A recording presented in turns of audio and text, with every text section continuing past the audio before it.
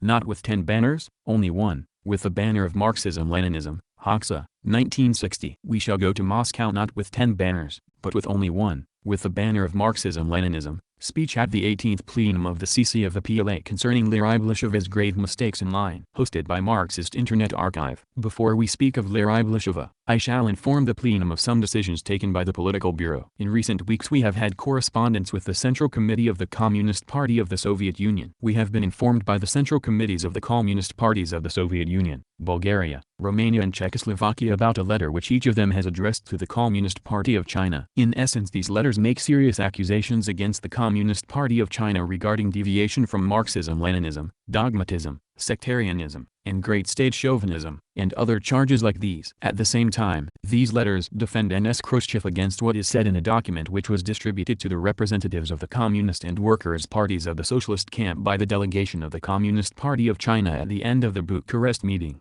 The material of the Chinese comrades said, among other things, that the Bucharest meeting was not held in accordance with the proper forms, that NS Khrushchev's interjections and actions during the meeting were not Marxist-Leninist, and that these questions which were raised are of great importance to the further development of the international communist movement. Later we received a letter from the Central Committee of the Communist Party of the Soviet Union in which, after stating that the ties between our two parties have been exceptionally close, they say that at the Bucharest meeting a spark of misunderstanding arose between our parties, which must not be allowed to catch fire. Therefore, they propose to us the holding of a meeting, of whatever level we would like and when we would like, to discuss these misunderstandings together, so that the Party of Labor of Albania and the Communist Party of the Soviet Union will go with complete unity of views to the coming November meeting in Moscow. We have sent 3 letters to the Central Committee of the Communist Party of the Soviet Union.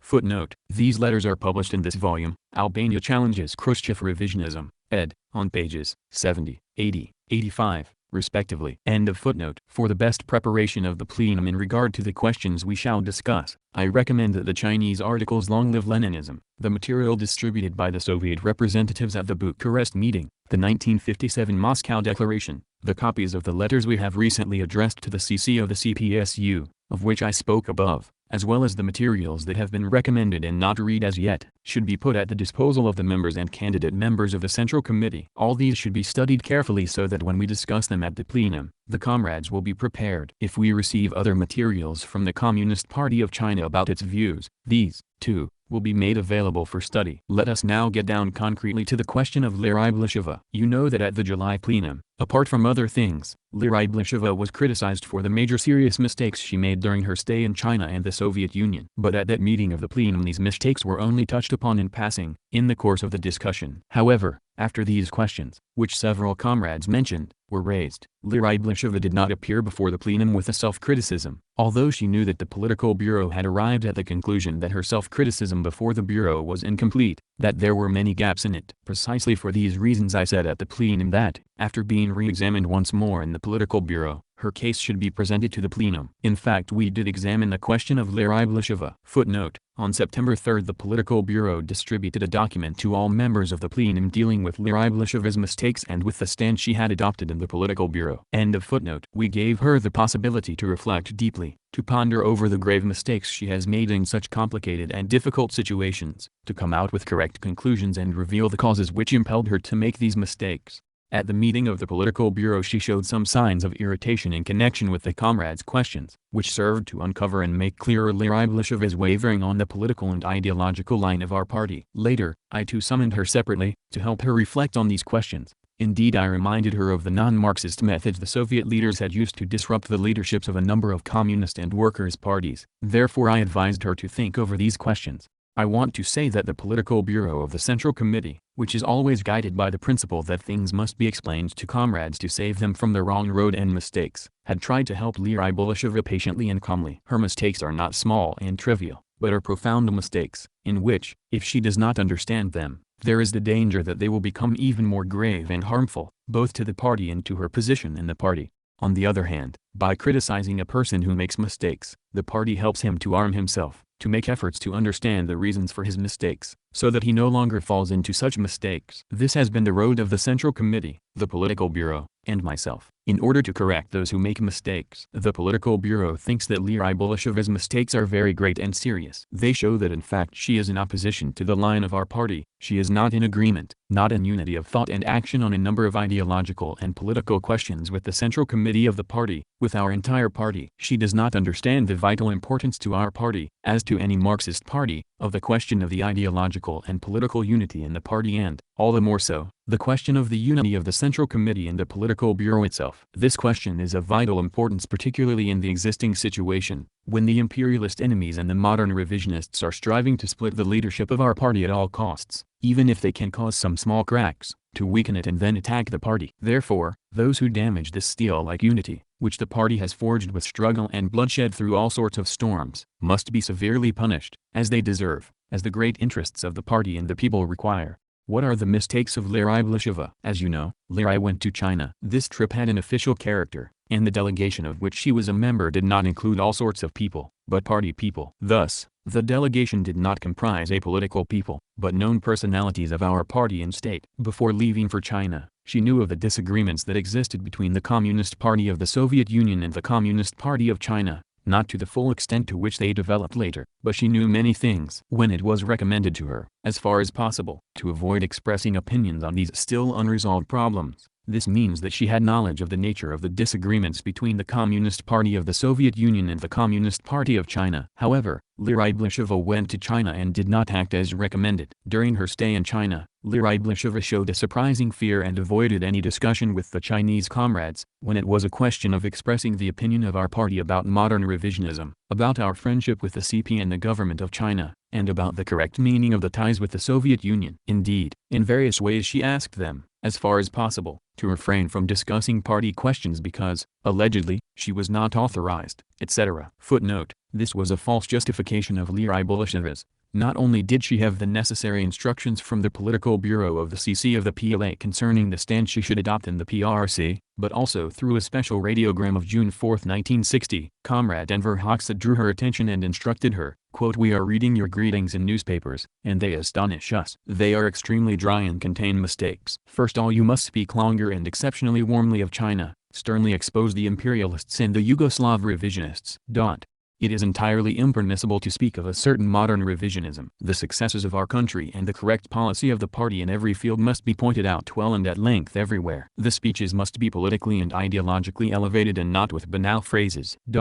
Tear up the hackneyed greetings and speeches you have prepared, and formulate entirely new ones." End of quote. While the other radiogram of June 6 said, quote, "Talks with the Chinese comrades on the ideological questions under discussion may be held only by you." End of quote. Taken from the copies of the originals of the radiograms which are in the central archives of the party. End of footnote. Why she did this, we shall see later, but the fact is that the Chinese comrades wanted to discuss party questions with us. We cannot prevent them from talking, but we have our own stand, and this stand must be expressed on every occasion. It is not so simple to seek to avoid talking about party questions. Although Liri Belishova strove at all costs to avoid dealing with party problems in the talks with the Chinese comrades, they considered it reasonable to talk to us about so great and delicate a question. Of course, they did this because they had great trust in, and deep respect for, our party. Apparently, this is not how Liri Belishova evaluated this question. Instead of maintaining the stand that should have been maintained in these talks with the Chinese comrades, without any instructions to do such a thing, she opposed their views on some questions and gave them to understand that we were leaning toward the Soviet leaders. Not only had our party not expressed itself in favor of such a stand, but all the comrades of the Political Bureau were in disagreement with many stands of the Soviet leaders about political and ideological problems that were apparent both in their practical activity and in their press. Therefore, our party had never pronounced itself against China. With her attitude, Liri Belishova implied to the Chinese comrades that our party did not agree with their views. The other mistake of Liri Belishova's was that she went and made contact with the counselor of the Soviet embassy in Peking,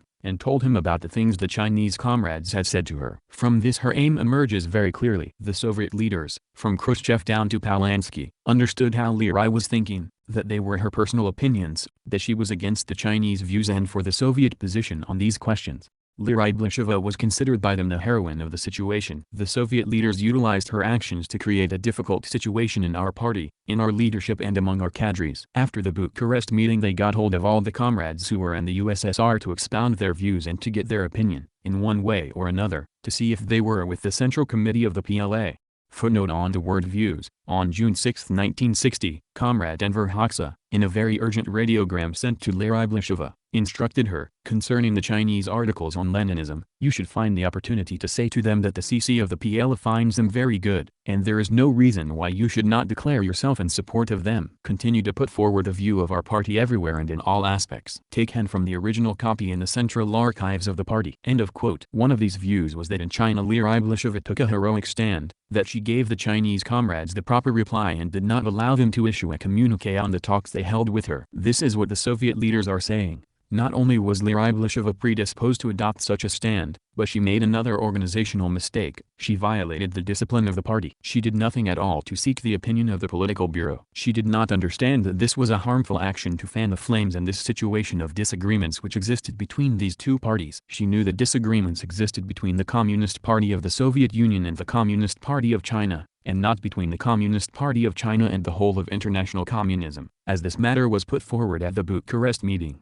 We have had sincere relations with the Communist Party of the Soviet Union on everything. But in the way the events developed, and when it is a matter of a third party being accused, we should not pour oil on the fire. Before she left for China, I talked with Liri Belishova about what Mikoyan had told us concerning the Communist Party of China. I also instructed her not to talk about this question with anyone, as long as we had still not informed even the CC of the party of these disagreements. Liri Belishova should have understood that since we had not informed our party, it was not up to us to inform the Communist Party of China of what Mikoyan had said about them. Not only was Liri Belishova instructed, but even if she had no instruction at all, as a member of the political bureau she should have realized that the questions raised with her by the Chinese comrades could not be discussed with a third party without obtaining the approval of the Central Committee. Why did Liri Belishova not seek the opinion of the leadership of the party? Because she did not have a correct concept of the leadership of the political bureau. She has been conceited and has overrated her own abilities and intelligence. Otherwise, like any other member of the Central Committee, when difficulties are encountered about an important problem, she should consult the leadership of the party and not act without receiving its advice. Liri Belishova did not do this because she liked the position she held. At the political bureau she tried hard to justify her mistakes in Peking. She clung to such arguments as that she was alone and had nobody to consult. But the fact is that she continued to make mistakes in Moscow, too.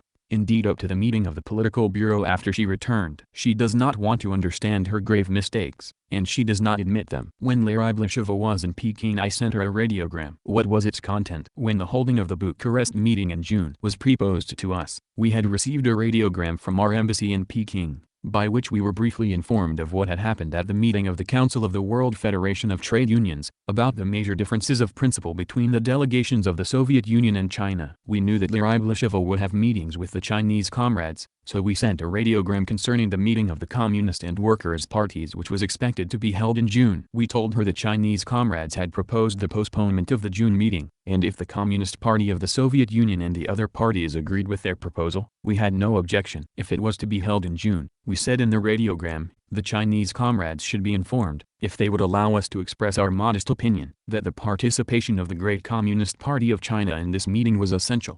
During this time we received another letter from the Communist Party of the Soviet Union, informing us of the postponement of the meeting which was to have been held in June. Then we sent another radiogram to Liri Belishova in which we said that it was not necessary to transmit to the Chinese comrades the content of the first radiogram, because our fear that the Chinese comrades would not come to the meeting they wanted postponed, had disappeared. Liri Belishova read and interpreted the radiogram in the way she wanted and according to the plan she was turning over in her mind. Likewise, we instructed her to find the opportunity to inform the Chinese comrades that we had read and liked the articles published by them on the occasion of the 90th anniversary of Lenin's birth. Liri Belishova did not carry out this instruction from the political bureau, because she had her own views. But irrespective of the fact that these articles were not to her liking, she should have transmitted the view of the political bureau of the Central Committee of our party to the Chinese comrades. When she returned, she could have expressed her personal view to the political bureau. This shows that Liri Belishova had gone to China with definite opinions that were at variance with those of the comrades of the political bureau, who at that time held frequent discussions on the political and ideological stands of the CPSU and the CP of China. When she reached Moscow, Liri Belishova was more completely armed. You know that we sent her two simple but very clear letters, fully sufficient weapons for her to avoid making mistakes. Footnote: when she returned to Albania, Liri Belishova was asked by the political bureau and the basic organization of which she was a member to hand these letters in. She said that she had allegedly destroyed them. In fact, she handed them over to the Soviet leaders during the meeting she had with them. End of footnote. Taking into account her attitude in China, and especially the shortcomings in her character, such as conceit and ambition, plus the flattery of her by the Soviet leadership who had called her a heroine, we feared for what she might do, and we took this measure so that she could not fall into errors again. Thus, we sent these 2 letters in order to save her. However, she did not carry out the instructions sent to her. In the first letter, which she received as soon as she arrived in Ulaanbaatar, the political bureau pointed out to her that she had made grave mistakes in China, and for this reason she should take care not to let the flattery and high-sounding praise that she might receive from the Soviet leaders go to her head. In the second letter, which she received as soon as she landed in Moscow, she was informed of the holding of the Bucharest meeting, the stand adopted there by our party, and it was stressed to her that this stand did not please the Soviet leaders. Therefore she should be careful to defend the line of the party, to stress that she fully agreed with the stand of the Central Committee of the party, as expressed in Bucharest by Comrade Hainai. This stand would have been correct and would have barred the way to all efforts by anyone who might try to split our leadership. Thus, Liri Belishova had been forewarned so as to avoid any mistakes, had she agreed with the line of the Central Committee. But the fact is that this is not what happened. We know the tactics pursued by the Soviet leaders. They invited Liri Belishova to lunch, but there she did not maintain the stand on which she had been instructed by the political bureau. She used there the tactics of jokes. We must make jokes, she thought, to get out of this situation. But in fact jokes did not help her, and a situation was created that was favorable to the Soviet leaders, unfavorable and in opposition to the stand of the Central Committee of our party, and compatible, in the final analysis, with the views of Liri Belishova. During the lunch the Soviet leaders began with praises and toasts to Liri Belishova, and with attacks on our party, but Liri Belishova dodged the touchy issues, the blows and venom against our party, directed particularly by Kozlov. Kozlov expressed his dissatisfaction over the stand of Comrade Hainai, Capo, in Bucharest, and she did not knock him back immediately. She pretends not to be clear about this question, but she allegedly told Kozlov that Enver Hoxha has no skeleton in the closet like Gomulka, who they said had adopted a Pravilno, Yano, correct, clear, Russian, stand. She should have intervened immediately to say that at Bucharest our party adopted a correct and clear stand, and that she agreed with that stand. Then Kozlov said, we want friendship, but without zigzags. But who is developing friendship with zigzags? Liri Belishova did not give the proper reply to this, either. In the letter we said to her that Khrushchev did not like the stand of our party at the Bucharest meeting, therefore she should have understood that when there was talk of zigzags it was our party that was being attacked, and she should have replied that our party does not make zigzags. Thus, such a stand of Liri Belishova's is deliberate. During the lunch other insinuations were made, such as, whom are you Albanians with the 200 or the 600 million? But this, too, went without a proper reply from Liri Belishova. At the meeting I had with Ivanov, I told him that what Kozlov said was anti-Marxist. And what did he mean by with the 200 or the 600 million? Our party was on a Marxist road, therefore it was with all the countries of our socialist camp. However, at the plenum Liri Belishova told us that she did not hear this question properly, or did not understand it. But it is impossible that this escaped her ears, for he said it at lunch, sitting near her, and we do not agree with such a justification. They might even have said these things in a confusing, indirect way, but at the end of the lunch she should have risen and said, comrades, there are no zigzags in our line. We are for the unity of all the countries of our camp, therefore let us drink this toast to the triumph of Marxism Leninism. But in fact this was not the way she acted. The lunch and these venom-filled remarks of the Soviet leaders were passed off with a laugh. But why with a laugh? Because Liri Belishova did not agree with the line of our party on these questions. She had a different view and she thought that her view was correct and, in the final account, in her opinion, the views of the leadership of our party were not correct, and that in this situation we were making mistakes. Thus, even when she came back, Liri Belishova showed some signs and took some actions which confirmed this. She began especially to say to the comrades, Comrade Enver should be sidetracked. We should not draw him into this situation so that he will not compromise himself over these questions. In plain language, according to her view, this means, nobody knows how the conflict between the Communist Party of China and the Communist Party of the Soviet Union will end. Therefore, we should leave Comrade Enver out of it, not let him meddle in it, and when this problem is over, then we shall see who is right, you or I. That's the time for Comrade Enver to come out and give the stick to the others who were wrong, and in this way we are in order. That is, even after her return to Tirana, in spite of the advice given her at the meeting of the political bureau, Liri Belishova continued to maintain the same stand and to concoct intrigues to disrupt the leadership of the party. Linked with this is also Liri Belishova's other thesis: we must prepare several variants for the Moscow meeting and, after we see which way the wind is blowing, make use of the one that seems to us the most advantageous. This is a very wrong, opportunist view, entirely unacceptable to our Party of Labor. We must go to the Moscow meeting, not with several variants but with a clear-cut stand, not with 10 banners but with one, the banner of Marxism-Leninism.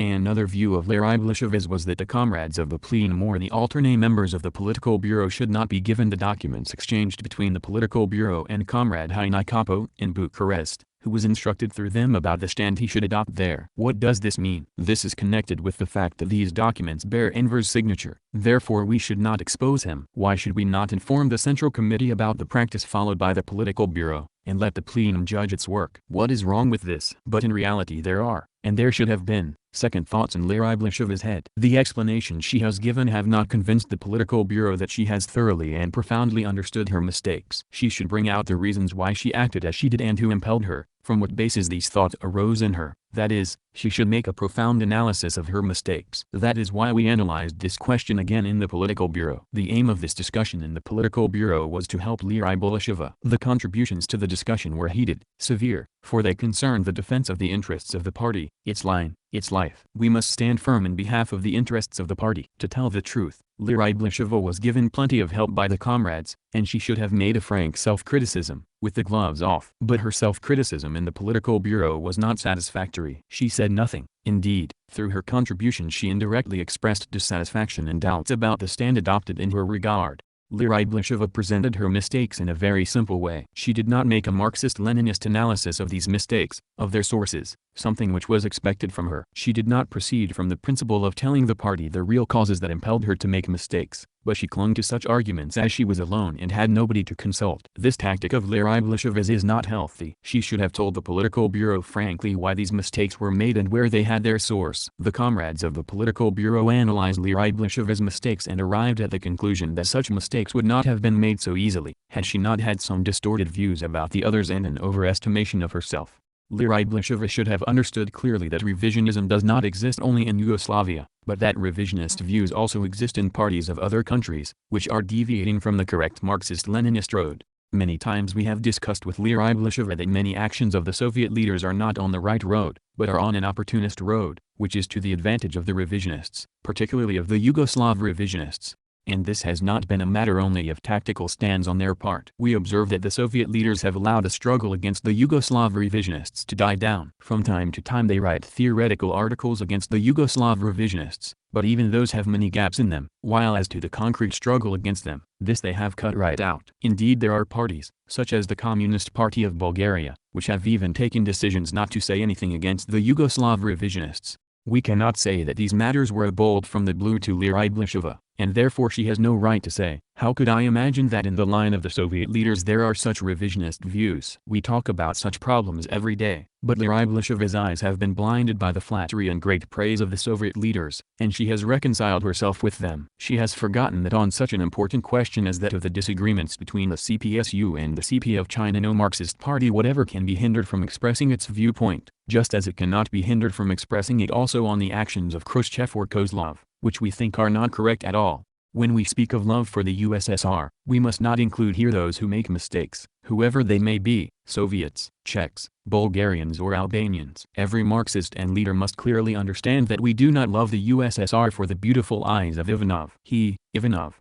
does not love the Soviet Union, or our friendship with the Soviet Union, as long as he acts in a hostile way against a people and a party who nurture a sincere love for the Soviet people, which he has seen with his own eyes during his 3-year stay in our country. And why should we keep Ivanov happy to avoid ruining our friendship? The same goes for Kozlov, Khrushchev, and others. We have our own views, which we have expressed and will express. But Liri Belishova was not reconciled to this stand, for she has wavered in the party line. She has been led to these positions by her conceit. She has become very swell-headed. She overrates her own capacities and underrates others. For this she has been criticized several times, in spite of the advice given her. She adopts a very arrogant attitude toward the cadres. She has offended them and continues to do so. She has attacked them so severely that even in the apparatus of the Central Committee there are comrades who have asked to leave for this reason. Despite the criticism made of her, she demonstrated her arrogance toward the cadres even at the last meeting of the Central Committee of the ALU, Albanian Labor Youth Union. She acted in the same way also at the teachers' conference. To act in this way after all the criticism made of you, means that you fail to reflect on your mistakes. These manifestations show that when you have such scorn for the cadres subordinate to you, you will also have a similar concept of those with whom you are on a par. As a matter of fact, even with regard to comrades of the political bureau, Liri Belishova often has not taken a correct and healthy stand. To underrate the comrades of the leadership, and to display this on many occasions even in public, is impermissible. The criticism made of the cadres before the masses is one thing. We have done this and shall continue to do it. But despising and discrediting the cadres is another thing. There are many facts of this nature about Liri Belishova. Therefore, when you have such a concept of the cadres, in complicated situations you make mistakes, as she did, even making mistakes in regard to the line. When you have such views about the cadres up to the leadership, of course you will not have sound views about the decisions this leadership adopts either, decisions that are a many-sided concretization of the political line of the party. Therefore, if you go on with such rubbish in your head, if you live with this overestimation of yourself, you are sure to make mistakes in the political line, too. Thus, Liri Belishova has been wrong on these questions, and still has not understood her grave mistakes. The Political Bureau came to the conclusion that Liri Belishova should reflect further on her mistakes. We remain dissatisfied with her self-criticism. She promised us that she would think it over, and she must have done so. Now it depends on the self-criticism she will make before the plenum, and on how much she has benefited from the help of the Political Bureau.